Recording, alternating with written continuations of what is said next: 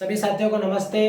आज हम इतिहास के अंदर कक्षा 11वीं के इतिहास के अंदर हम इस्लाम का उदय और विस्तार चौथा लेसन पढ़ेंगे, जिसमें हम 570 से 1200 ईस्वी तक का सारा इतिहास पढ़ेंगे। उसमें इस्लाम का उदय और इस्लाम के उदय को जानने के स्रोत पढ़ेंगे। सबसे पहले हम स्रोत में सबसे पहले आएगा पुरातात्विक साक्ष्य। क्या आएगा? पुरातात्विक साक्ष्य। पुरातात्विक साक्ष्य आएगा हमारे सामने सबसे पहले।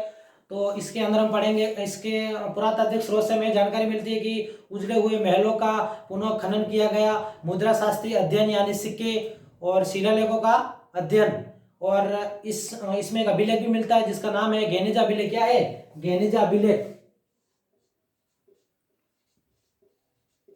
गेनिजा अभिलेख। गेनिजा अभिलेख इसकी खोज हुई थी 1894। कब हुई थी इसकी खोज? 1894 ईस्वी में हुई। 1894 ईस्वी में खोज हुई थी। और पुस्तात शहर, कौन सा? पुस्तात शहर में। पुस्तात शहर ये हमारा पड़ता है मिस्र के अंदर। कहां पड़ता है? मिस्र के अंदर। उसके बाद आता है हमारे इतिव्रत अथवा त्वारिख। क्या आता है? इतिव्रत अथवा त्वारिख।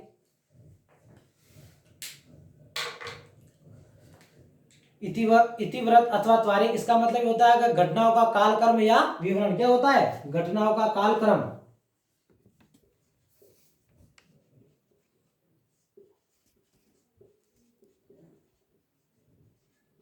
कालक्रम या विवरण।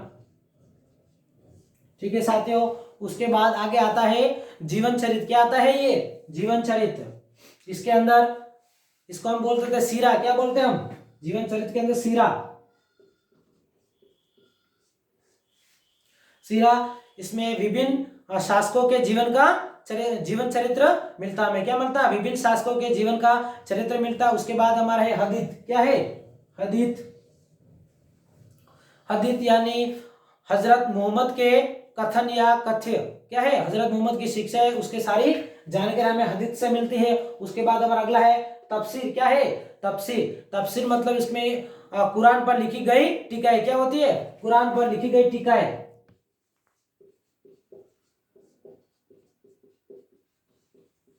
कुरान पर लिखी गई टीकाएं। कुरान पर लिखी गई टीकाएं। उसके बाद हमारा आगे है अखबार। क्या है? ये अखबार, इसका मतलब होता है प्रत्यक्ष दर्शियों का वर्णन। क्या होता है इसमें? प्रत्यक्ष दर्शियों का विवरण। उसके बाद आगे है हमारे अर्ध ऐतिहासिक रचनाएं। क्या है उसमें? अर्ध ऐतिहासिक रचनाएं। इसके अंदर सबसे पहले आता है हमारे अरबी भाषा में। क्या आता है? अरबी भाषा के ग्रंथ। अरबी भाषा के ग्रंथ। इसके आगे है फारसी भाषा के ग्रंथ। फारसी भाषा के ग्रंथ। उसके बाद है हमारे आगे सीरियाक भाषा। कौन सी? सीरियाक भाषा। ठीक है साथियों, सीरियाक भाषा। उसके बाद हम आगे पढ़ेंगे आज अब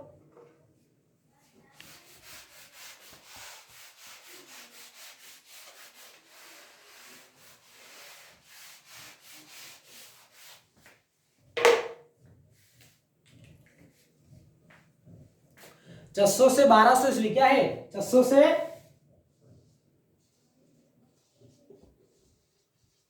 1200 ईस्वी।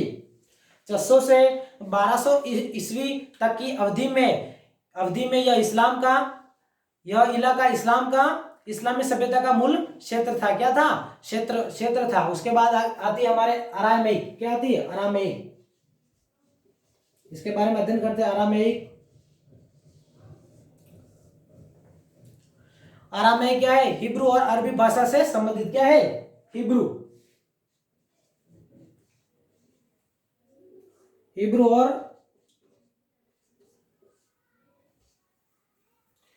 और अरबी भाषा से संबंधित है। क्या है? अरबी भाषा से संबंधित है। अशोक के अभिलेखों में भी इसका प्रयोग हमें मिलता है। ठीक है। और पैगंबर मोहम्मद साहब का जन्म अरब के रेगिस्तान के शहर, पैगंबर मोहम्मद साहब का जन्म कहाँ हुआ? अरब के पैगंबर मोहम्मद साहब का जन्म अरब के रेगिस्तान के शहर मक्का में 570 कब हुआ? मक्का में 570 ईस्वी में हुआ था। पैगंबर साहब के जन्म से पहले ही उनके पिता की मृत्यु हो चुकी थी। क्या हो चुकी थी? पिता का निधन हो चुका था। जब वह 6 वर्ष की आयु के थे तो उनकी माँ की मृत्यु भी हो गई थी। क्या हो गई साथियों? उनकी माँ की मृत्यु भी हो गई थी पैगंबर मोहम्मद साहब की।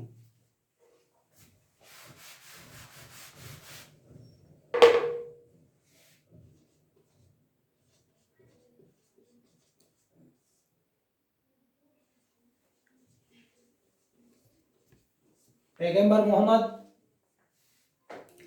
सन 412 से 432 क्या है? 412 से 432 ठीक है साथियों। 412 से 432 ईस्वी पैगंबर मोहम्मद ने एक ईश्वर अल्लाह क्या है?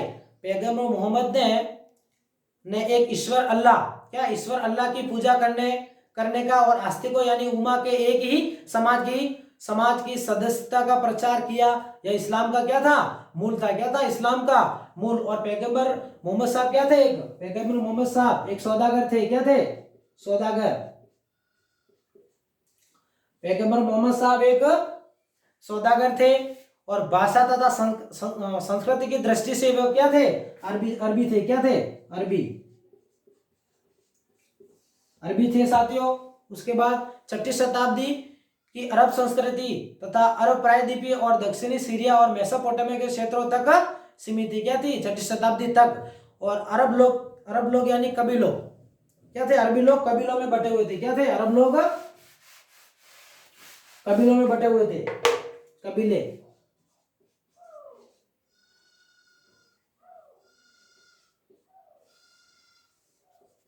कबीले अरबी लोग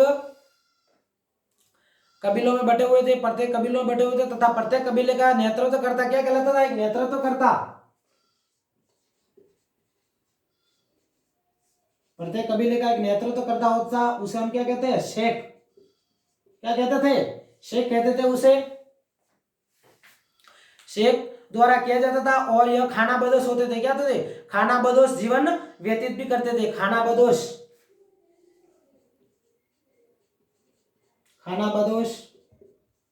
जीवन व्यतीत करते थे। क्या करते थे? खानाबदोश जीवन व्यतीत करते थे। प्रत्येक कबीले के अपने स्वयं के देवी देवता होते थे। क्या होते थे? प्रत्येक कबीले के स्वयं के देवी देवता होते थे। स्वयं के देवी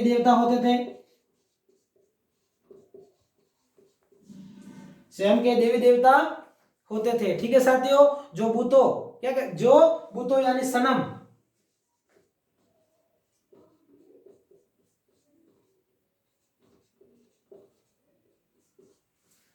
यानी सनम के रूप में देवालयों में पूजे जाते थे। क्या जाते थे? देवालयों में पूजे जाते थे। ठीक है साथियों। और बहुत से अरबी कबीले खानाबदोश यानी बददू यानी बेदुइन होते थे। खाना कबीले क्या होते थे? बेदुइन होते थे। बेदुइन होते थे। जो इनका मुख्य खाद्य पदार्थ था। क्या था मुख्य खाद्य पदार्थ? खजूर। खाद्य पदार्थ था इनका मुख्य खजूर। और अपने ऊंटों के लिए चारों की तलाश में रेगिस्तान में सूखे क्षेत्रों जैसे हरे भरे क्षेत्रों को हम बोल सकते हैं नगलिस्तान। क्या बोलते हैं? हरे भरे क्षेत्रों को हरे भरे क्षेत्रों।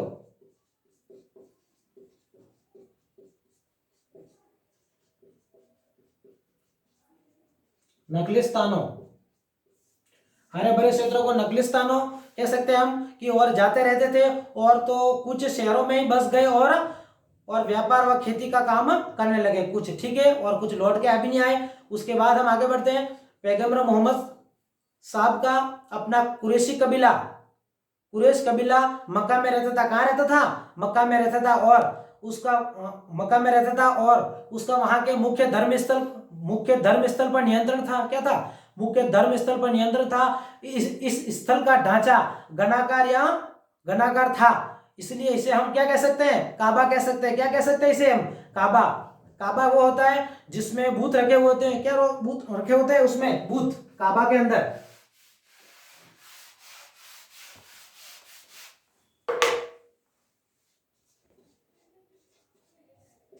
काबा जिसके अंदर हम भूत रखते हैं, भूत रखते हैं। मक्का के बाहर कबीले भी काबा को पवित्र मानते थे। क्या मानते थे? मक्का के बाहर के कबीले भी मक्का को पवित्र मानते थे। वे इसमें अपने भूत रखते थे और हर वर्ष इबादत की धार्मिक यात्रा यानी क्या करते थे? धार्मिक यात्रा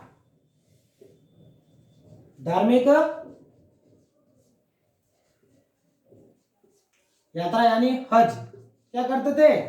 हज करते थे। ठीक है साथियों, हज करते थे। मक्का, यमन, सीरिया के बीच के व्यापारी मार्गों के एक चौराहे पर स्थित था। कहां था काबा? ये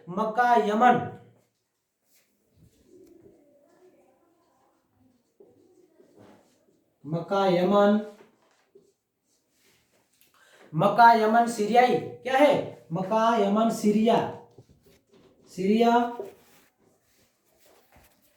के बीच व्यापार करते थे और स्थिति थे, जिससे शहर का महत्व और बढ़ गया। क्या बढ़ गया? शहर का महत्व और बढ़ गया और काबा को एक ऐसी पवित्र जगह यानी हरम माना जाता है। काबा को क्या कह सकते हैं हम? पवित्र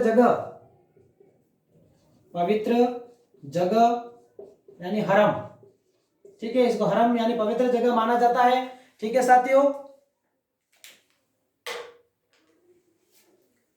जहां हिंसा वर्जित है। क्या वर्जित है काबा के अंदर? जहां हिंसा वर्जित है, हिंसा वर्जित है। सभी दर्शनार्थियों को सुरक्षा प्रदान की जाती है। ठीक है साथियों, और सन 612 ईस्वी के आसपास पैगंबर मोहम्मद ने अपने आप को खुदा का संदेशवाहक घोषित किया था। क्या किया था? पैगंबर मोहम्मद साहब ने अपने आप को खुदा का संदेशवाहक घोषित कब किया? तो 612 ईस्वी के आसपास पैगंबर मोहम्मद ने अपने आप को खुदा का संदेशवाहक यानी रसूल घोषित किया। संदेशवाहक को हम कह सकते हैं रसूल घोषित किया, जिन्हें यह प्रचार का आदेश दिया गया था कि केवल अल्लाह की ही इबादत यानी आराधना की जानी चाहिए। क्या करनी चाहिए? केवल अल्लाह की ही इबादत यानी आराधना की जानी चाहिए। और इबादत की इनकी प्रमुख कुछ विधियां हैं जो हमें भी बताते हैं।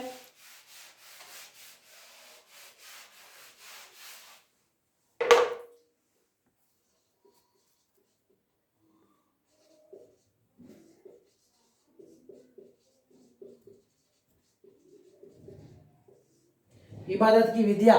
ठीक है साथियों, इबादत की विधियां है जैसे नैतिक सिद्धांत। क्या है? जैसे नैतिक सिद्धांत, प्रार्थना, नैतिक सिद्धांत,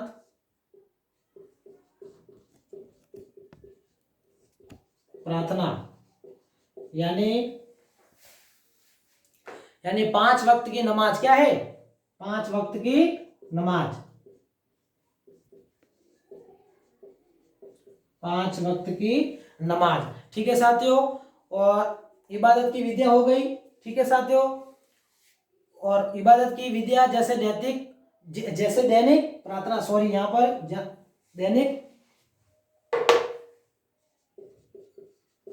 दैनिक सिद्धांत। ठीक है साथियों, और अब पढ़ेंगे हम नैतिक सिद्धांत। क्या है?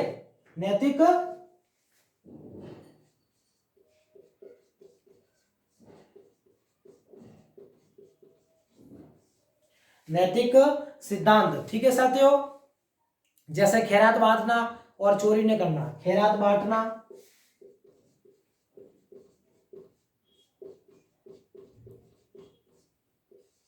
चोरी नहीं करना आदि। ठीक है साथियों, पैगंबर मोहम्मद ने बताया है कि उन्हें आस्तिकों यानी उम्मा है कि ऐसे समाज की स्थापना करनी है जो सामान्य धार्मिक विश्वासों के जरिए आपस में जुड़े हुए हो। इस समाज के लोग ईश्वर के सामने और अन्य धार्मिक समुदायों के समक्ष धर्म के अस्तित्व में अपना विश्वास शहादा प्रकट करते थे। ठीक है साथियों, और मुसलमान यानी मुस्लिम पैगंबर मोहम्मद के संदेश ने मक्का के उन लोगों को विशेष रूप से प्रभावित किया जो अपने आप को व्यापार और धर्म के लाभों से वंचित महसूस करते थे और एक नई सामूहिक पहचान की बाट देखते थे। जो इस धर्म सिद्धांत को स्वीकार कर लेते थे उन्हें मुसलमान या मुस्लिम कहा जाता था। क्या कहा जाता था? मुसलमान या मुस्लिम कहा जाता था। ठीक है साथियों, अब आ जाए हमारे हिजरा सन।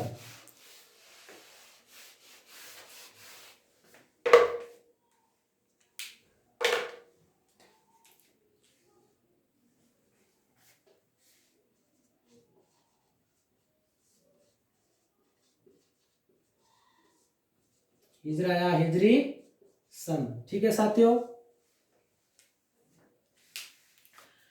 हिजरा या हिजरी सन की शुरुआत इस्लाम के शुरुआती दिनों में पैगंबर मोहम्मद का मक्का और उसके इबादत गाह पर कब्जा था। क्या था? कब्जा था। और मक्का के समृद्ध लोग जिन्हें देवी देवताओं को ठुकराना जाना बुरा लगा था और जिन्होंने इस्लाम जैसे नए धर्म को मक्का के प्रतिष्ठा और समृद्धि के लिए खतरा समझते थे, उन लोगों ने पैगंबर मोहम्मद साहब का जबरन विरोध किया। क्या किया था? जबरन विरोध किया था, जिससे सन 622 क्या है, जिससे सन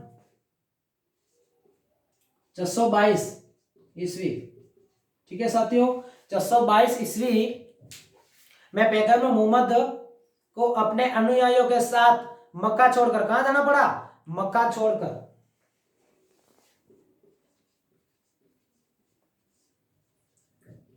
मक्का छोड़कर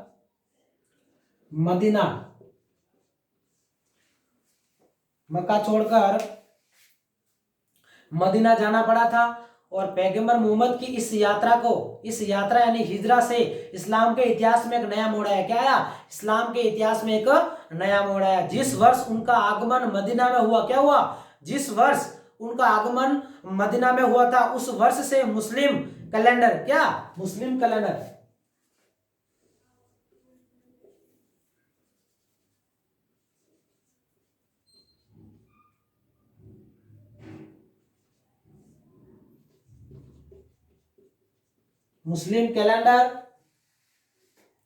मुस्लिम कैलेंडर यानी हिजरी सन की शुरुआत हुई थी। क्या हुई थी? हिजरी सन की शुरुआत हुई थी। क्या हुई साथियों? हिजरी सन की शुरुआत हुई। ठीक है साथियों, उसके बाद इस्लामी कैलेंडर क्या है? इस्लामी कैलेंडर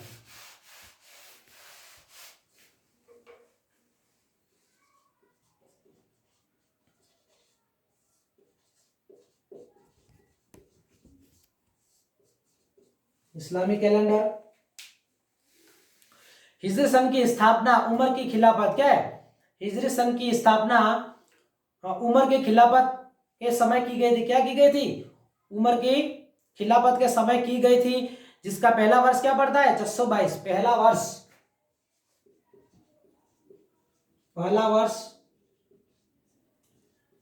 622 ईस्वी। ठीक है, 622 ईस्वी पड़ता है।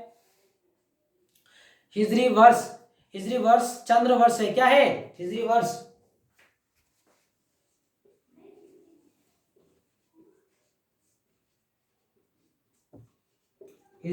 चंद्र वर्ष है। क्या है? चंद्र वर्ष है। ठीक है साथियों, जिसमें 354 दिन, कितने? जिसमें 354 दिन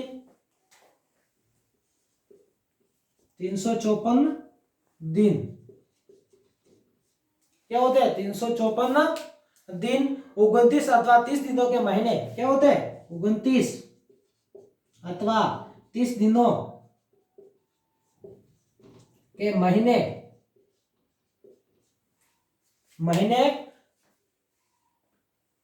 होते थे। प्रत्येक दिन सूर्यास्त के समय से और प्रत्येक महीना अर्धचंद्र के दिन से शुरू होता था। हिजरी वर्ष सौर वर्ष से 11 दिन कम था। क्या था? हिजरी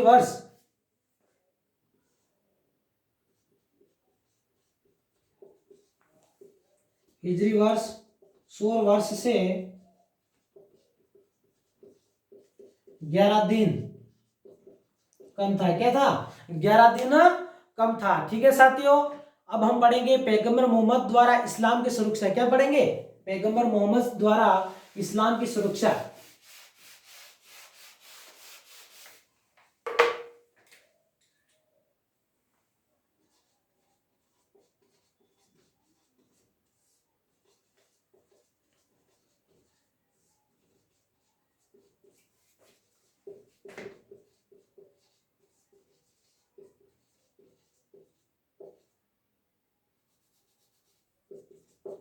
इस्लाम की सुरक्षा। ठीक है साथियों, किसी धर्म का जीवित रहना उस पर विश्वास करने वाले लोगों के लिए जिंदा रहने पर निर्भर करता है। इसलिए पैगंबर मोहम्मद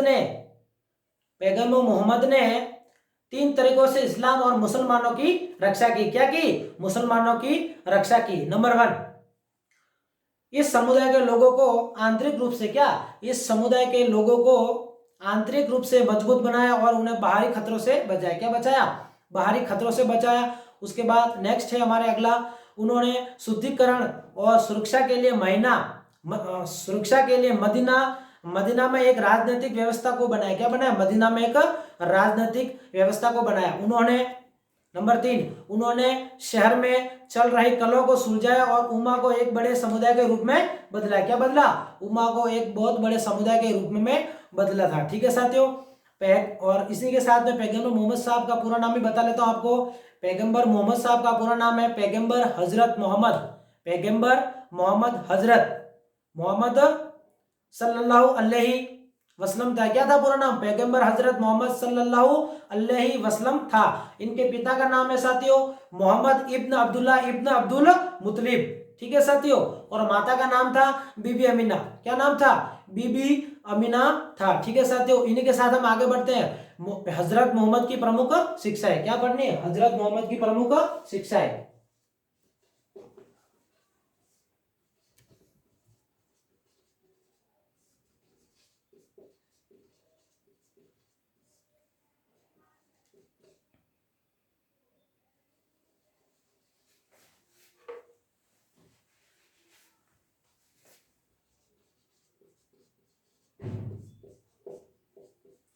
हजरत मोहम्मद की प्रमुख शिक्षाएं क्या है, शिक्षाएं।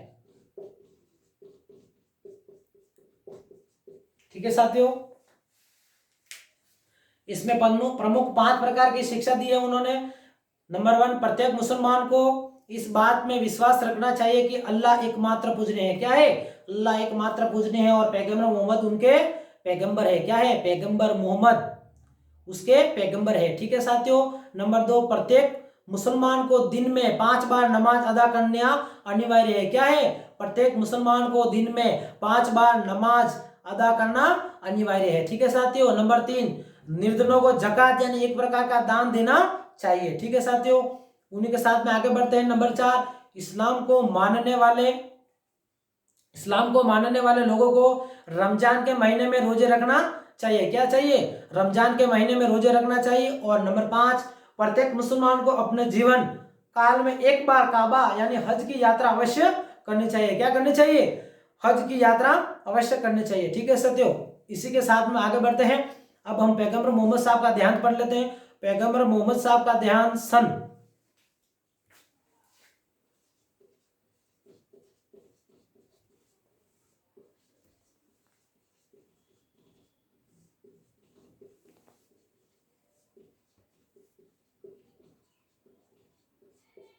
पैगंबर मोहम्मद साहब का देहांत सन 432 कब हुआ, सन 432